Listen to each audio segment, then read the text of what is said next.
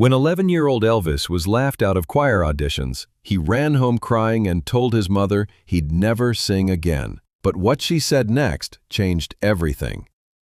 It was a cold Tuesday morning in September 1946 at Milam Junior High School in Tupelo, Mississippi. 11-year-old Elvis Aaron Presley stood in the hallway outside the music room, his hands shaking as he waited for his turn to audition for the school choir. Elvis was wearing clothes that were too small for him, hand-me-downs that his mother Gladys had carefully washed and pressed the night before. His shoes were worn and patched, and his hair was slicked back with lard because his family couldn't afford proper hair gel. But none of that mattered to Elvis. All he cared about was getting into that choir. Singing was the one thing that made Elvis feel special in a world that constantly reminded him he was poor, different, and didn't quite fit in. Elvis had grown up poor, even by Tupelo standards. His family lived in a 2-room shotgun house in the poorest section of town, sometimes going days without proper meals. His father, Vernon, struggled to keep work, and his mother, Gladys, took in laundry and did whatever odd jobs she could find. But despite their poverty, the Presley home was filled with music. Gladys sang gospel songs while she worked. Vernon had a decent voice and would sing with Elvis on the porch in the evenings. And every Sunday the family walked to the Assembly of God Church, where the music was passionate, emotional, and filled with the Holy Spirit. It was at church that Elvis discovered his voice could do something special. When he sang, people stopped what they were doing and listened. Even the preacher noticed, occasionally pausing his sermon when young Elvis's voice soared during hymns. "That boy's got something," people would whisper. "That Presley boy can really sing." At home, Elvis was somebody when he sang. At church, he was valued. The school choir felt like his chance to be somebody at school, too, a place where he was usually invisible or worse, the target of bullying because of his poverty and his different way of dressing. Mrs. Helen Crawford was the choir director at Milam Junior High, and she ran her program with an iron fist. She had been teaching music for 23 years and prided herself on maintaining the highest standards. Her choirs won competitions. Her students went on to study music at universities. She did not tolerate mediocrity. Mrs. Crawford was also known for her brutal honesty during auditions. She believed in crushing false hope early, rather than letting untalented students waste their time and hers. As Elvis waited in the hallway, he could hear Mrs. Crawford's sharp voice through the door, followed by the nervous singing of other students auditioning. Some were praised, others were dismissed quickly with a curt, "Thank you, that will be all." Elvis clutched the hem of his too small shirt and whispered the song he'd chosen to sing, Old Shep, a sad ballad about a boy and his dog that always made his mother cry when he sang it at home. "Next!" Mrs. Crawford's voice called out. Elvis pushed open the door and walked into the music room. Mrs. Crawford sat at the piano, her glasses perched on her nose, looking at him with an expression that made it clear she'd already judged him before he opened his mouth. "Name?" she asked without looking up from her notes.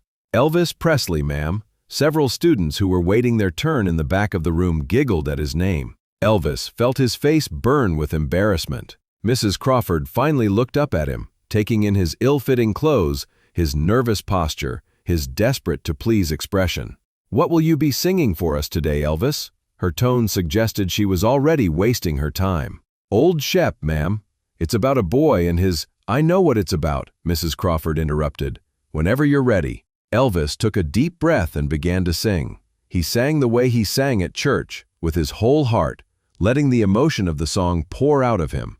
He sang about Old Shep, about loss and love and saying goodbye to something precious. His voice cracked with genuine feeling, wavering between the higher register he'd been using as a child and the deeper tones that were just beginning to emerge. He sang like his life depended on it, because in some ways it did. When Elvis finished singing, there was a moment of silence. Then it happened. One of the boys waiting in the back of the room started laughing, then another. Soon, several students were giggling and whispering to each other. "He sounds so weird," one girl said, not quite quietly enough. "What kind of singing is that?" another boy snickered. Mrs. Crawford held up her hand for silence, but the damage was done. Elvis stood frozen at the front of the room, his face burning with shame. "Elvis," Mrs. Crawford said, her voice clipped and professional, "your vocal approach is quite unconventional. The way you slide between notes, the manner in which you emphasize certain words, it's not what we're looking for in a traditional choir setting." She looked at him over her glasses. "Son, you simply cannot sing the way we need choir members to sing. Your voice doesn't blend. It stands out in all the wrong ways.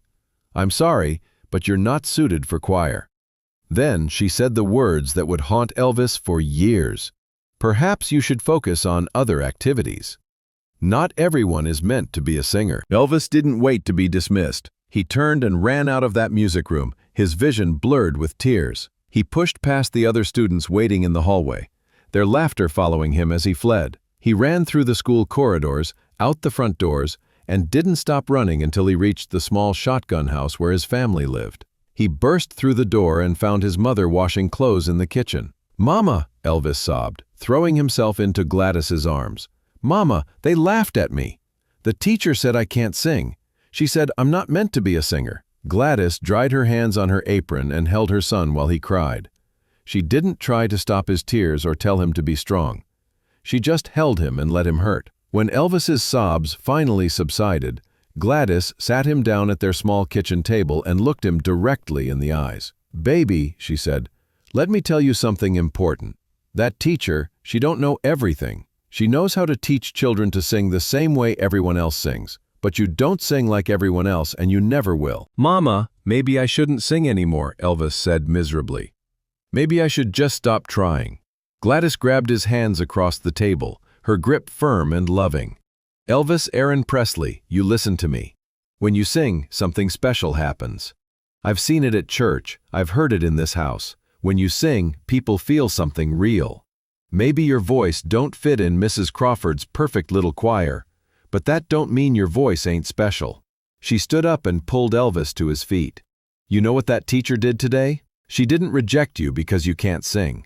She rejected you because you sing too different, and different scares people who only know one way of doing things." Gladys cupped her son's face in her hands. "Promise me something, baby. Promise me you won't never let nobody tell you your voice ain't good enough. Because the world needs voices that sound different. The world needs people who ain't afraid to sing their own way." Through his tears, Elvis made a promise to his mother that day. He promised he wouldn't give up on singing, even if the whole world told him he wasn't good enough.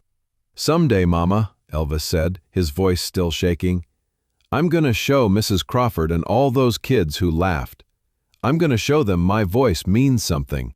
"I know you will, baby," Gladys said, pulling him close. "I know you will." That night, instead of wallowing in his rejection, Elvis did something that would become a pattern throughout his life. He turned pain into practice. He sat on the porch with his mother's guitar, an instrument she'd borrowed from a neighbor, and sang.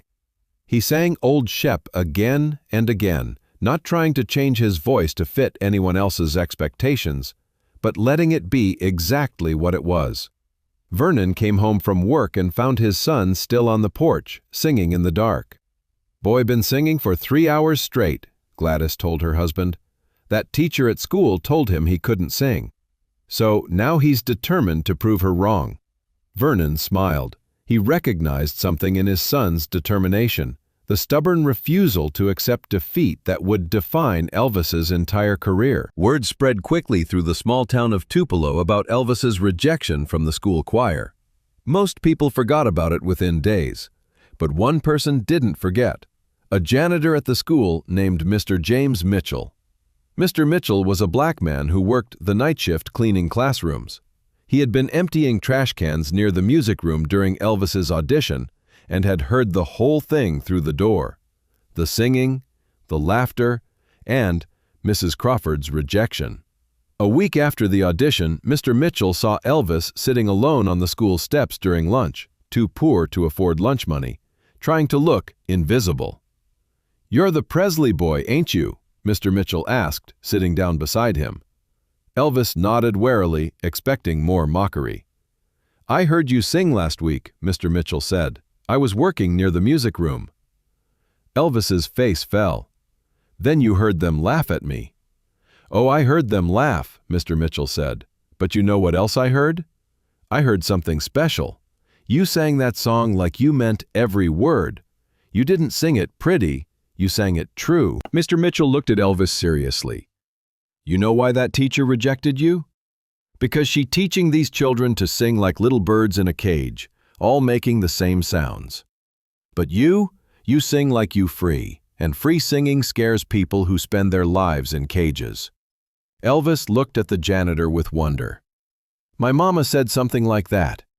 "Your mama's a smart woman," Mr. Mitchell said. "Let me tell you something else. I used to sing in the church choir before I took this job. Gospel music, blues music, the kind of music where you put your whole soul in every note." He pointed at Elvis. "That's what you were doing in that audition. You were putting your soul in it. And the problem with that is, when you sing with your soul, you can't fake it. You can't make it neat and pretty if that ain't what the song needs. You just got to let it pour out." Mr. Mitchell stood up to head back to work. "Keep singing, boy. Don't you never stop. Because the world needs people who ain't afraid to sing true, even if it don't sound pretty to everybody else." Elvis never forgot that day in September 1946. The rejection, his mother's encouragement, and Mr. Mitchell's wisdom became the foundation of his entire approach to music. Over the next few years, Elvis kept singing. Not in the school choir, he never auditioned again, but everywhere else. He sang at church, he sang on the porch, he sang at local events. He entered talent shows where other contestants sang operatic arias and show tunes, and he sang country, blues, and gospel with a raw emotion that confused judges but captivated audiences. When Elvis was 12, he won second place in a talent show at the Mississippi-Alabama Fair and Dairy Show. Mrs. Crawford attended the event with her prize-winning choir and watched in shock as the boy she'd rejected brought the audience to tears with his performance of Old Shep, the same song he'd sung at his failed audition. In 1954, 8 years after his rejection from the school choir, Elvis walked into Sun Records in Memphis and recorded That's All Right. The song was everything Mrs. Crawford had criticized: unconventional, emotionally raw, impossible to categorize. His voice didn't blend, it stood out in every way. And that's exactly why it changed music history. When That's All Right started getting radio play, people in Tupelo couldn't believe it. The poor Presley boy who'd been laughed out of choir auditions was now on the radio, and teenagers were going crazy for his sound. Mrs. Crawford heard the song and reportedly told colleagues, "That's the boy I rejected from choir. I knew his voice was unusual." But Gladys Presley, now living in Memphis with her son, heard the song and smiled. She remembered that day in their small kitchen, when she'd held her crying boy and promised him that his different voice mattered. In 1956, when Elvis was becoming a national sensation, he was invited to perform at a homecoming event at Milam Junior High School. He agreed to come, but only under one condition. He wanted to perform in the music room where he'd auditioned 10 years earlier. Mrs. Crawford, now retired, was invited to attend. When she arrived, she found Elvis sitting at the piano where she'd once rejected him. "Mrs. Crawford," Elvis said respectfully, "I want you to know something. What you did that day, rejecting me from choir, it hurt. It hurt bad. But it also taught me something important." Mrs. Crawford looked uncomfortable. "Mr. Presley, I was simply trying to maintain standards." "No, ma'am," Elvis interrupted gently. "You were trying to make everyone sound the same. And you taught me that I never wanted to sound like everyone else, so in a way you helped make me who I am." He gestured to the students filling the music room. "I'm going to sing Old Shep now, the same song I sang for you 10 years ago, and I'm going to sing it exactly the same way. Because I learned that the only voice I should try to have is my own." Elvis sang Old Shep that day with the same raw emotion he'd brought to his audition 10 years earlier. But this time, nobody laughed. Students cried, teachers were moved, even Mrs. Crawford wiped her eyes. When he finished, the room erupted in applause. But Elvis wasn't looking for vindication anymore. He'd learned that the teacher's rejection wasn't about his talent, it was about her inability to recognize something different as something valuable. After the performance, a young student approached Elvis nervously. "Mr. Presley, our choir teacher says my voice is too unusual for the choir. Should I quit singing?" Elvis knelt down to the student's level. "Let me tell you what my mama told me when I was your age." Elvis Presley's rejection from the school choir became one of the defining moments of his life, not because it stopped him, but because it showed him that fitting in was never his path. Years later, when asked about that day, Elvis said, "Getting rejected from that choir was one of the best things that ever happened to me. If they'd accepted me, I would have spent years trying to blend in, trying to sound like everyone else. Instead, I learned that my voice was valuable exactly because it didn't blend." Gladys Presley lived to see her son become the most famous entertainer in the world. Before she died in 1958, she reminded him of that day in their kitchen when he came home crying. "I told you," she said with a smile, "I told you your different voice was special." "You did, Mama," Elvis replied. "You always believed in me when nobody else did." The story of Elvis's rejection from school choir reminds us that gatekeepers don't always recognize greatness, especially when it looks different from what they expect. Mrs. Crawford wasn't a villain. She was simply protecting a system that valued conformity over originality. But thanks to Gladys Presley's wisdom and a janitor named Mr. Mitchell, who understood the value of authentic expression, a devastated 11-year-old boy learned that rejection from those who don't understand you isn't failure, it's redirection. Elvis was laughed out of choir auditions because his voice was too different, too emotional, too unconventional. 20 years later, that same voice had earned him the title the King of Rock and Roll, and his unconventional style had changed music forever. The music teacher said, "You simply cannot sing." But what she meant was, "You cannot sing the way I want you to sing." And that made all the difference. Because sometimes being rejected by people who want you to fit in is actually the universe protecting you from becoming something you were never meant to be. If this story of rejection, determination, and a mother's unwavering belief moved you, make sure to subscribe and share this video. Let us know in the comments if you've ever been told you weren't good enough at something you loved. Sometimes the people who reject us are simply unable to recognize what makes us special.